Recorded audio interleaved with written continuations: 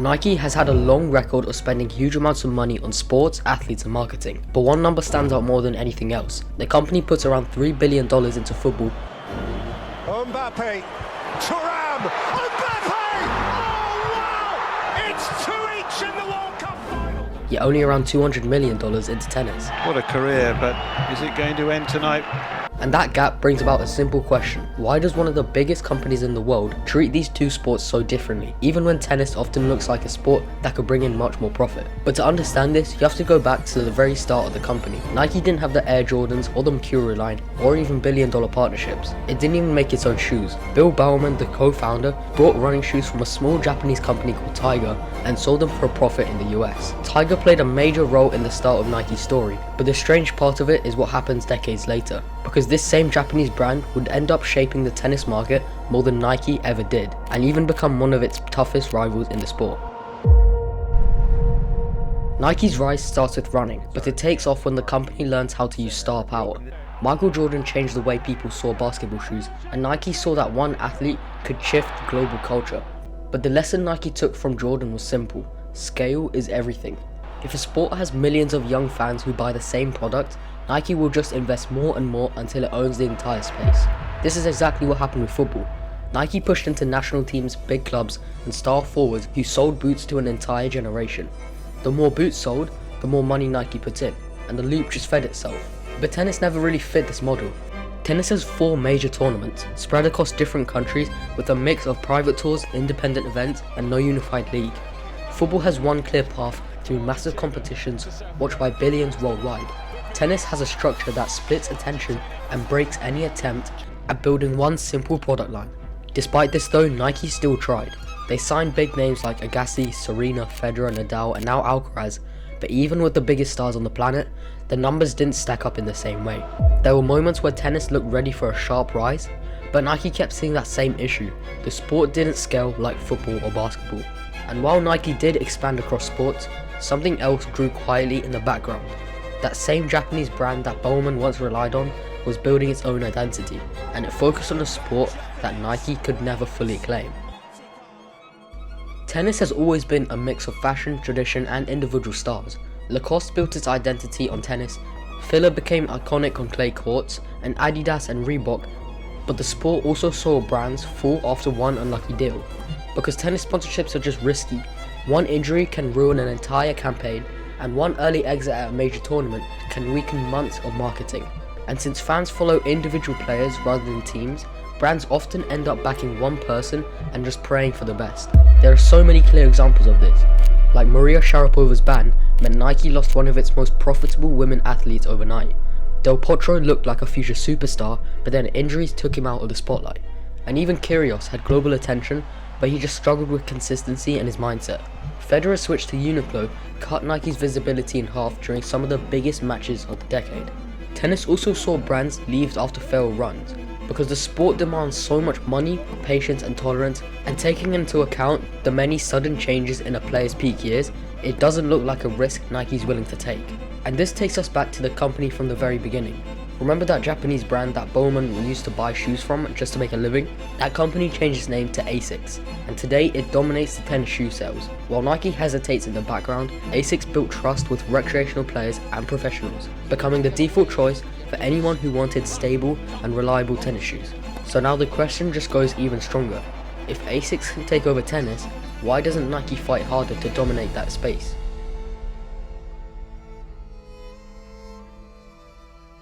Football gives Nike something tennis can never fully match: a single product that millions of people want.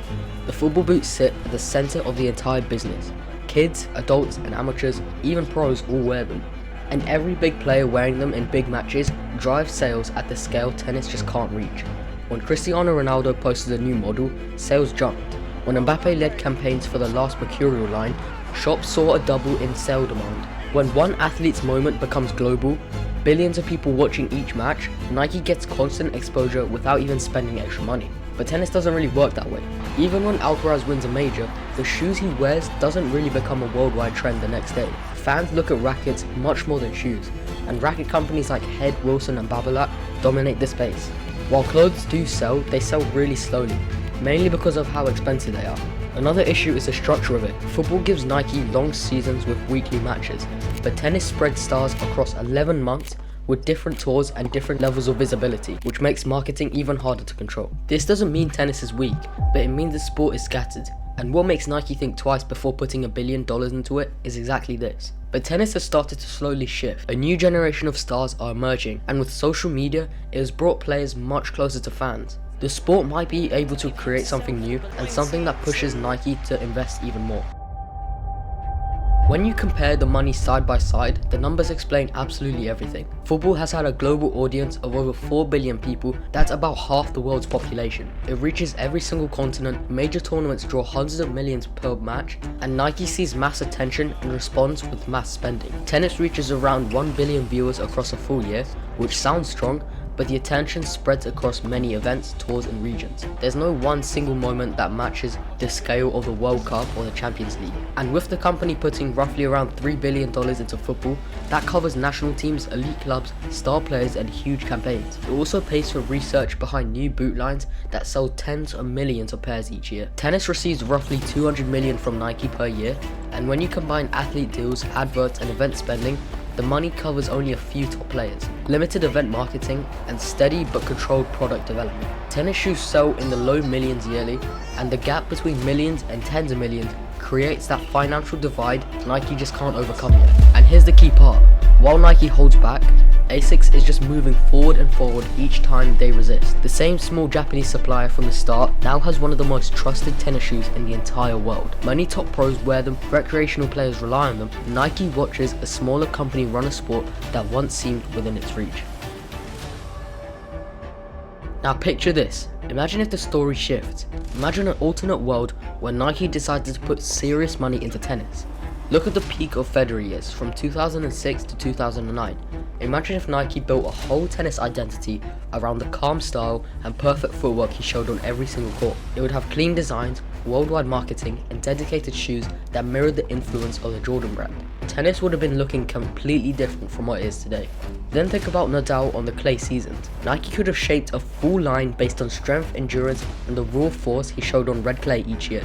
Kids worldwide might have grown up with a Nadal designed shoe line in the same way they follow the Mercurial boots. Or even look at Serena Williams. She already gave Nike global visibility, but imagine a deeper push. Strong campaigns on equality, power and style could have reshaped the entire look of tennis. But now none of this happened at the scale it could have. Nike saw the limits, and tennis could not match football's audience or basketball sneaker culture. The company stayed cautious, and in that space, ASICS and many other brands stepped in to take what Nike never fully wanted. Yet the future may not be as fixed as it seemed already, because young fans follow personality more than tournaments now, with Alcaraz and Sinner having a huge digital reach. Coco Gauff is becoming one of the most influential athletes in the US, and the unified tennis Netflix series brought in many new fans. In the past few years, tennis has been entering a period where stronger marketing becomes possible. And if that does happen, Nike will have to choose whether the sport is worth $200 million or $3 billion. In the end, Nike didn't even ignore tennis, it just made a calculation, because football gives companies global reach and huge returns, while tennis gives strong moments, but not in that same scale. Nike has always followed the numbers, but if we link that back to the start, it's even harder to ignore, because the company that once helped Nike survive, Tiger, now known as ASICS, ended up shaping the tennis world in a way Nike never did. A small supplier from Japan became the leader in a sport where Nike still remains cautious. So the real question isn't why Nike spent so little on tennis, but a better question is whether tennis can change in a way that pushes Nike to spend more.